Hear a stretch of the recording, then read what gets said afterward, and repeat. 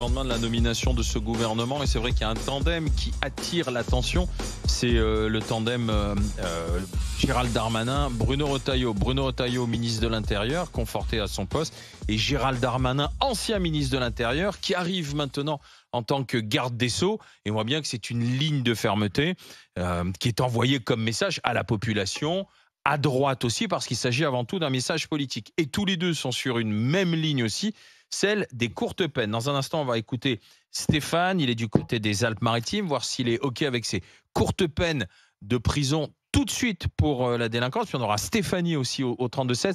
Barbara Lefebvre, qu'est-ce que tu en dis ? La question des courtes peines est essentielle. Pour les jeunes majeurs ou même, à mon sens, pour les plus de 16 ans, la peine courte de prison ne me semble pas être une mauvaise idée. C'est appliqué dans les pays d'Europe du Nord, c'est appliqué en Allemagne, ça, au Luxembourg aussi, ça a des effets tout à fait positifs, mais il faut bien entendu un environnement carcéral adapté. On ne met pas un jeune de 16, 17, 18, 19, 20 ans qui est primo-délinquant avec des délinquants aguerris dans des cellules surpeuplées. Arrête à 18 ans, parce que c'est 18 ans, on met n'importe qui avec n'importe qui. Non, mais moi je t'explique. À partir du moment où tu es un primo-délinquant de 18, 19 ans, je pense que même là, il faut un espace spécifique. Ça, c'est mort. Les mesures éducatives, elles sont essentielles. Encore une fois, la sanction, c'est la butée éducative.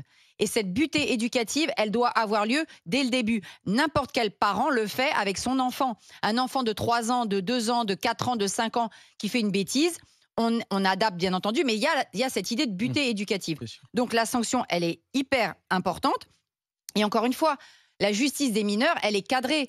Jusqu'avant 16 ans, c'est toujours prioritairement des mesures éducatives qui sont posées. Néanmoins, ce qu'on observe, c'est un rajeunissement d'une forme d'extrême violence dans le passage à l'acte délinquant. Et ça, on ne peut pas faire comme si ça n'existait pas. C'est-à-dire continuer à dire, oui, mais avant 16 ans, le discernement, le non-discernement, on ne peut plus continuer comme ça. Mais est-ce que les mettre dans la prison qui est l'école de la violence aussi ? C'est pour ça qu'il faut des prisons qui soient adaptées, mais en même temps, c'est mieux pour la prison aussi qu'il y ait un turnover.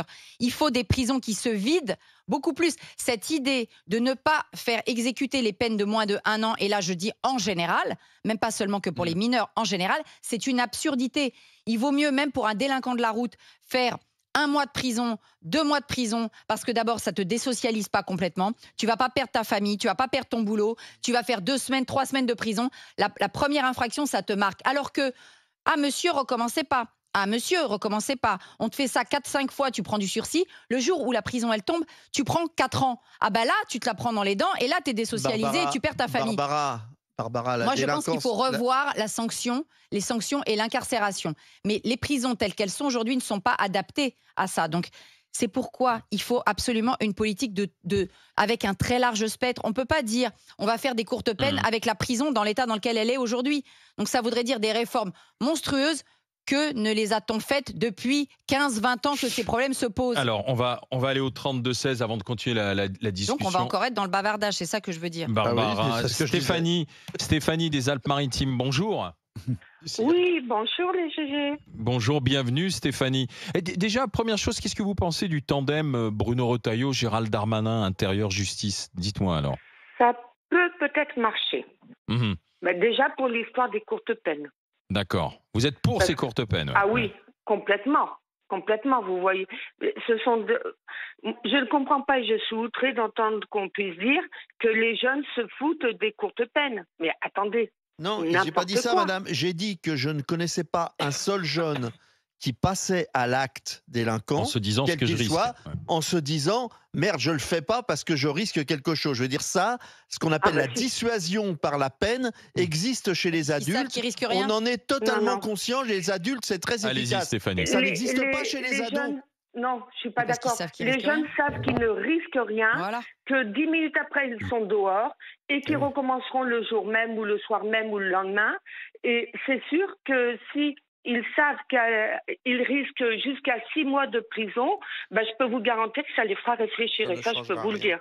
Et vous avez raison, puisque vous êtes de Cannes, repensons à cette personne âgée qui s'est fait voler et mettre au sol par des gens qui ont reçu quoi ? Des mesures éducatives à la noix et il y en a les 2, je crois que sur les 3, il y en a 2 qui ont récidivé. Donc moi, je suis désolée, si ceux-là, même pour leurs petits camarades, ils avaient pris même 1 mois de prison ferme, crois-moi que ça les aurait dissuadés. Tout à fait, je suis entièrement d'accord. Parce que si tu n'envoies jamais de signal, il ne se passera rien. Vous iriez jusqu'à 6 mois, c'est-à-dire vous mettez une espèce de peine plancher de 6 mois. Non, quoi, mais en fait, parce que si vraiment ils savent qu'ils ont ça, et en les prévenant que la fois d'après, s'ils recommencent, ça sera bien pire. Et je peux vous dire que dans tous les pays où ça existe déjà, ces mesures, la délinquance a énormément chuté. Et surtout, Stéphanie, même, c'est pas même que par rapport. Même pas a chuté. Même pas que par rapport à eux, mais aussi par rapport à leur environnement. Aux États-Unis, on met les enfants à l'école. Non, mais même par rapport à leur environnement. Quand tu sais que ton copain, il a fait un vol à l'arraché sur la promenade des Anglais et que il est expédié dans un centre éducatif fermé dans le Poitou pendant 3 semaines. Crois-moi que les autres, ils vont se dire, oh la vache. Mais ça existe, ça. Mais ça existe. D'ailleurs, depuis Sarkozy, on peut mettre les enfants en prison à 14 ans. Et vous trouvez ça. Non, mais le problème, c'est que c'est pas assez expéditif. C'est pas du tout appliqué. Ça existe. Non, mais ça ne va pas assez vite. Pas du tout ça ne va pas assez vite. Ça existe, les centres ça éducatifs fermés. Prenons, je remercie Stéphanie. Merci Stéphanie. Il y a le jugement immédiat. Il y a des prisons pour mineurs, il y a des centres éducatifs fermés, c'est un éducatif renforcé, mais il y a des ce sont des jeunes qui sont élevés dans la rue, qui n'ont jamais eu d'éducation. Non, c'est faux ça, madame. En fait, en France, il y a très peu d'enfants qui sont élevés dans la rue. Non, mais vous rigolez, vous sortez pas de chez vous. Il y a très peu d'enfants qui sont élevés. Mais je sors de chez moi, j'habite dans la rue. Stéphanie, elle veut pas dire qu'ils sont élevés dans la rue comme s'ils n'avaient pas de parents. Mais excuse-moi, quand tu laisses ton enfant à 1h du matin dehors, t'as pas de parents. Oui, mais il a 15 ans, qu'est-ce qu'il fait dehors à 1h du matin? Il n'y a pas de parents, excuse-moi. Stéphanie, merci d'avoir été dans les GG, dans les grandes gueules. Je regardais comment réagissaient certains magistrats en disant l'instauration du principe des courtes peines, ça n'aurait pas de sens. Parce qu'il y a une surpopulation carcérale. Voilà. Donc là, ça pose un problème d'envoyer des gamins en prison alors qu'on a déjà 120 ou parfois même 200% de taux d'occupation dans les cellules. Donc ils disent, concentrons-nous d'abord sur... faut pas de la charrue avant les bœufs, sur la création d'établissements spécialisés. Voilà. Et ensuite, il parle toujours pareil, de l'individualisation des peines. Oui. C'est-à-dire qu'il y en a certains qui méritent sûrement d'aller en prison, mais pour d'autres, il vaut mieux tenter la reprise en main avant toute chose. D'accord, mais c'est le signal à l'ensemble de la société et l'ensemble des jeunes qu'il faut envoyer. Les jeunes aujourd'hui, moi, je comprends ce que dit Étienne, évidemment qu'ils n'ont pas peur puisqu'ils savent qu'ils risquent rien. On ne cesse de leur dire, avant 16 ans, tu risques rien.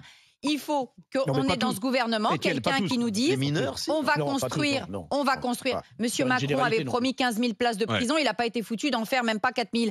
Eh bien, il faudrait là qu'on ait quelqu'un qui nous dise en 5 ans, on construit 10 000 places de centres éducatifs fermés pour les mineurs. Mais tu sais, je vais te dire, parce que là, tu ne me contrediras pas sur ce sujet. Les policiers sont conscients de ça. C'est qu'on est parfois avec des gamins de 14 ans. Je le redis, ils n'ont pas peur de mourir. C'est-à-dire que, par exemple, ils volent une voiture où ils se mettent dans des situations où ils vont prendre une balle, où ils vont mourir, et ils le font quand même. Les policiers sont dépassés. Attends, laisse-moi terminer. Les policiers sont dépassés non seulement par cette situation délinquante, notamment autour du cannabis, mais ils sont dépassés aussi par les risques que sont prêts à prendre les jeunes par rapport à eux-mêmes, c'est-à-dire au fait de risquer de mourir. Quand tu es avec une moto à 140 à l'heure dans une ville et que tu n'as pas de casque et que tu es sûr de te vautrer et de mourir, c'est du suicide. Et donc, si tu veux... et ça s'arrête vers 17 ans. Vers 17 ans, d'un seul coup, il y a un basculement où il y a une prise de conscience de sa propre existence et des risques qu'on prend. Et à partir de 17 ans, on déconne moins. Mais avant 17 non. 17 ans, il y a un véritable conduite suicidaire. Étienne, excuse-moi. Les conduites à risque chez l'adolescent, c'est connu. En particulier chez le garçon, c'est connu. Et chez les filles, c'est d'autres genres de prise de risque. Mais excuse-moi, quand tu as un gamin de 14 ans qui est le porte-flingue d'un narcotrafiquant à l'intérieur d'une cellule et qui va tirer sur un chauffeur Uber, on est sur un autre niveau. C'est pourquoi je parlais de l'interview sur le narcotrafic, parce que tous ces petits jeunes qui sont complètement à la fois un peu manquants d'éducation, un peu décérébrés, et qui sont dans cette prise de risque naturelle de l'adolescent, ils sont au service de ces narcotrafiquants qui agissent depuis l'étranger ou qui agissent depuis leur prison. Donc la lutte contre les narcotrafiquants, elle est liée aussi à la diminution de la lutte contre la délinquance des jeunes mineurs. Sauf qu'elle est perdue. Mais non, elle n'est pas perdue. Il n'y a pas un endroit au monde. Tu ne peux pas me citer un endroit au monde où la répression a réglé le problème du narcotrafic. Ça n'existe pas. Ça n'existe pas. Donc on ne fait plus rien. Mais non, lui, il veut régulariser son cannabis. Lui, il pense qu'à ça. La légalisation du cannabis. Juste, ça n'existe pas. Il n'y a pas un endroit. Obligé à un moment. Ne serait-ce que, écoute-moi, les narcotrafiquants, ils font autre chose. Mes potes policiers qui systématiquement interpellent les jeunes et qu'il n'y a pas de réponse derrière, je veux te dire, ça les déshonore même dans le travail qu'ils font. Ils se disent, mais c'est pas vrai. Donc il faut déjà, rien que pour ça, il faut déjà qu'il y ait une réponse, alors qu'elle soit une répression pédagogique, tu vois, une peine éducative. Je suis d'accord. Je trouve que c'est hyper important. Après, on regardera au résultat. Le seul souci, encore une fois, c'est de trouver des tribunaux qui soient capables de gérer rapidement. Mais encore une fois, juste un mot, il ne faut pas que ce soit seulement des mesures éducatives. Il faut que ce soit des peines éducatives. Il faut qu'il y ait un caractère de sanction. C'est pour ça que toi, t'es jeune, que tu prends 3 jours. Le soir, ils vont dormir où ? Ils restent sur place. Bon, moi je pense que ça devrait être plus que 3 jours et surtout dans un autre milieu que le leur. Donc plus que 3 jours, parce que 3 jours, est-ce que ça va vraiment être une sanction ? C'est des petites. Attention, Stéphane est avec nous. Peines, hein. Bonjour Stéphane. Des petits délits. Bonjour. Bonjour, bienvenue Stéphane de Haute-Loire, chef d'entreprise. Donc vous avez déjà, que pensez-vous du tandem Darmanin-Retailleau, Retailleau-Darmanin ? Déjà, première approche politique, dites-moi. Niveau politique, ça a l'air d'être pas mal. Au moins, ça sera peut-être des gens qui auront un peu de caractère. On va dire ça comme ça. Et les courtes peines de prison, est-ce que ça peut être efficace ou pas ? Courte peine, pour moi, non. En fait, je suis dans un cas de figure où j'ai un adolescent qui a fait foyer, des maisons, soi-disant, histoire de se remettre à jour, façon de dire. Mais ça sert à rien. Au contraire, c'est là qu'il s'entraîne à devenir plus grand.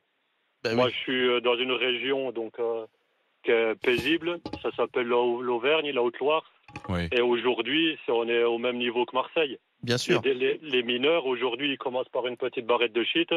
16-17 ans, ils achètent des voitures volées et ils ont des armes. C'est la 3e région du trafic de drogue et c'est bien devant Marseille et bien devant PACA, contrairement à ce qu'on raconte. Cet adolescent, c'est donc votre fils, si j'ai bien compris, c'est ça ? Oui. Qu'est-ce qui fait qu'il a basculé là, alors, Stéphane, justement ? Où il a basculé, c'est l'entrée au lycée. En fait, il avait, pour X raisons, il est rentré trop jeune dans un lycée. Et en fait, c'était la porte ouverte direct. Le mois qu'a suivi, le stup est arrivé, direct. D'accord, il est tombé sous l'influence d'autres jeunes, quoi, c'est ça ? Oui, voilà. Et quand on allait en parler, parce que après, on n'est pas dupes, moi je suis contre tout ça.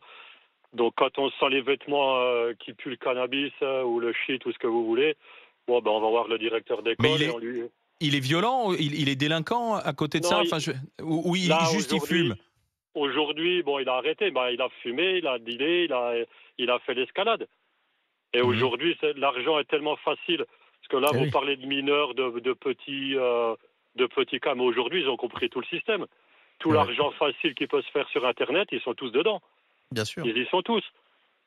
Bien sûr. Et voilà. Je veux dire, vous êtes il a évolué dans un milieu familial, le vôtre, qui est tranquille, qui est calme, tranquille, qui est structuré, bien sûr. Structuré, on travaille, notre maison est payée, on vit bien, on part en vacances, tout se passait très bien. Jusqu'à ce moment-là, il a voulu goûter. Et moi, je pense que le gros problème vient de... la base des premières consommations de stupéfiants se passe à l'école.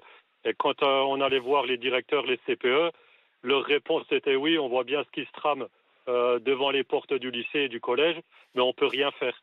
Voilà. Parce qu'en fait, ils ne veulent rien faire. C'est faux, ils peuvent faire. C'est faux, un chef d'établissement est responsable des alentours de son établissement. Donc quand un chef d'établissement vous dit... Plus loin. Oui, d'accord, ils iront 100 mètres plus loin, mais tu peux quand même faire des partenariats avec la police locale. C'est pas vrai que tu peux rien. Des lycées, vous contacterez la gendarmerie et ils vous expliqueront. Voilà. Dans les petites campagnes, on ne veut pas la mauvaise image du lycée. Parce qu'il y a le petit lycée privé où il y a les on veut pas de vagues. Voilà, on ne veut pas de vagues. Parce que même dans les petits lycées, il y a des histoires de suicide. Ça, on n'en entend jamais parler. Voilà. Donc ça, c'est... Aujourd'hui, on se cache là derrière. Mais ce que vous dites, Stéphane, c'est d'autant plus intéressant. C'est pas le fait d'avoir des peines de prison qui dissuadera ceux qui veulent le dealer autour du lycée. Ça correspond en réalité à cette réalité de 2024 qui est loin très loin des fantasmes qu'on projette en permanence sur l'adolescence. Moi, je le vois tous les jours. On est très loin de tous ces fantasmes qui sont sans arrêt redits par les ministres, etc., qui en fait n'ont pas conscience du tout de ce qu'est la jeunesse aujourd'hui. Par exemple, ces systèmes de livraison permanent de cannabis, cette consommation qui est devenue une consommation totalement courante, entre 6 et 7 millions de personnes. On fait avec le cannabis aujourd'hui ce que l'Amérique a fait avec l'alcool dans les années 20. D'autant plus raison que les amendes forfaitaires, ça ne marche pas non mais ça plus peut pas contre marcher les puisqu'on ils n'ont pas de sous pour payer. Oui, le taux de recouvrement, bien sûr. 30%. Par contre, l'amende, ils s'en fichent. Mais donc moi j'ai une question pour toi, Étienne. Donc dans les pays où on a légalisé le cannabis, la délinquance des mineurs et la violence des mineurs a diminué drastiquement. Non, ce qui diminue toujours, et on a l'exemple du Portugal qui a pris vraiment cette décision, puis l'Allemagne qui est en train de la prendre, c'est-à-dire que effectivement le trafic a disparu à 80%. Contrairement à ce qu'on raconte, et ça on a les chiffres très précis, il n'y a pas un passage d'une drogue à l'autre, parce qu'il se trouve que la drogue, ça se remplace pas par une autre drogue. C'est pas parce qu'on prenait du cannabis qu'on va prendre de la cocaïne, parce que c'est pas vrai. Le cannabis ça endort, la cocaïne ça réveille, donc c'est exactement l'inverse. Donc ça ne marche pas du tout de la même manière. Alors évidemment qu'il y en a certains qui vont trouver d'autres moyens de gagner leur vie. Le cannabis légalisé, il n'a pas un taux de THC aussi fort. Mais c'est pas une question de THC. De toute façon, quand tu t'accroches, quand t'es habitué à te mettre mal avec le cannabis, si tout d'un coup tu fumes de la fumette, il faut bien comprendre qu'on est tous inégaux face aux produits, et que deux personnes qui prennent exactement le même produit ne sont pas du tout dans la même dépendance. Les cerveaux ne fonctionnent pas de la même manière. Voilà pourquoi c'est dangereux de le légaliser, mon cher. Voilà pourquoi. Mais que tu le légalises, quand il y a 6 millions de personnes qui le prennent, on n'en est plus à se poser la question de légaliser ou pas. Je voudrais revenir une dernière fois. C'est comme l'alcool aux États-Unis. C'est incroyable. On parle de la délinquance des jeunes, on parle de la criminalité qui arrive chez des jeunes de plus en plus jeunes. Mais c'est pas que par le cannabis. Et toi, tu es obsédé avec ton histoire de légaliser le cannabis, comme si c'était l'alpha et l'oméga. Mais parce que, comme l'a dit Stéphane, beaucoup de la délinquance aujourd'hui de la jeunesse est très liée au trafic. Et plus le trafic est... Mais pas que. Et ensuite, je te dis que les narcotrafiquants, ils leur font trafiquer autre chose. Je voudrais, si vous me permettez, une seconde. Il n'y a rien qui se consomme à 6 millions de personnes. Mais bien sûr, et les drogues de synthèse peut-être. Étienne, je voudrais revenir vers Stéphane. C'est pas le même circuit. Stéphane, puisque vous êtes toujours avec nous, je voulais savoir où en est votre fils là aujourd'hui alors. Aujourd'hui, il s'est remis dans le droit chemin parce qu'il a vu que ça apportait que des soucis pour lui, quoi. Voilà, il a dû, par rapport à tout ça, par rapport au foyer, par rapport à plein de choses, donc l'école, tout s'est arrêté, il a tout arrêté malgré ses années d'avance. Bon, là, il va reprendre ses études parce qu'il a enfin compris que l'argent facile de tout ça, ça n'existait pas. Qu'est-ce qui lui a fait comprendre? Donc il n'a pas eu besoin d'aller en prison finalement. L'éducation, ses parents s'en sont occupés. Ses parents s'en occupent. Il a fait du foyer, ça ne servait à rien parce que le foyer du Puy-en-Velay, tellement c'était la zone, ils ont dû le fermer parce que limite, je pense que ça devenait le plus gros point de deal de tout le Puy-en-Velay. Voilà. Tous les foyers. Voilà. Il est parti dans une maison à Grenoble, soi-disant pour se remettre un peu les idées en place. Quand il est arrivé là-bas, c'était on se fait chier, tu veux pas fumer. Il fumait des joints encore avec les éducateurs. La dame qui faisait à manger, c'était quelqu'un sans papier. Donc après, on lui a dit, c'est quoi? Là, tu pars, tu t'en vas de là-bas. Donc il a fugué pendant 3 semaines et puis basta. Excusez-moi, la maison, en l'occurrence, les maisons de jeunes, là, c'était financé par quelle collectivité? Le département, la région Auvergne, voilà. La région, voilà. Mais il n'y avait pas de contrôle. Mais est-ce que vous avez signalé cette maison quand même? Aucun. Mais vous avez signalé à la région cette maison quand même? Parce qu'il faudrait peut-être signaler au service référent. Je pense que ma femme l'a signalé, oui. D'accord. Écoutez, l'important, c'est que votre fils soit en train de s'en sortir. Oui, c'est grave, bien sûr. Non, mais c'est gravissime. C'est-à-dire que vous confiez vos enfants, ou le juge, par des mesures éducatives, confie un enfant dans des foyers ou dans des maisons d'accueil de jeunes, et finalement, c'est le n'importe nawak. Pourquoi? Parce qu'aussi, certains des acteurs de ces milieux-là sont pas formés. Parce qu'aujourd'hui, être formé éducateur, c'est payé au lance-pierre et c'est un travail tellement ingrat. Assistante sociale, il n'y a plus. Éducateur social, il n'y a plus. Éducateur PJJ, il n'y a plus. Prof, il n'y a plus. Ça va durer longtemps tout ça. Je tiens à préciser que la PJJ a fait très bien son boulot. Il a eu 2 éducatrices et ça s'est très très bien passé. C'était des femmes qui avaient du caractère. Et je pense qu'elles lui ont un peu ouvert les yeux. Donc, voilà. PJJ, c'était pas mal. Parce que la PJJ croyait bien que c'est tenu par le ministère de l'Intérieur et par le ministère de la Justice. Et qui a supprimé plus de la moitié des éducateurs. Stéphane, je vous remercie d'avoir été dans les GG. Je vous souhaite un bon réveillon donc avec votre fils ce soir. Oui, alors. Tout à fait. Oui. Écoutez, passez un bon Noël. Il aura Noël. plein de cadeaux, il le mérite. Voilà, on n'a jamais lâché. Voilà, c'est ça aussi. Voilà. L'éducation, mais Stéphane, vous avez raison. On parle jamais de la famille là-dedans, parce qu'à chaque fois on dit l'État, la société, mais il faut qu'on s'occupe aussi des familles, et ça c'est un élément essentiel. Merci Stéphane. Merci d'avoir été dans les GG. Je vous souhaite un bon réveillon, François Bayrou. On a une petite consultation là-dessus, les amis. Est-ce qu'elle a couru sur les réseaux sociaux? Oui. François Bayrou veut des courtes peines de prison. Est-ce que vous êtes d'accord avec ça? Est-ce que c'est la solution? 2 tiers, 1 tiers. Vous dites oui à 65%.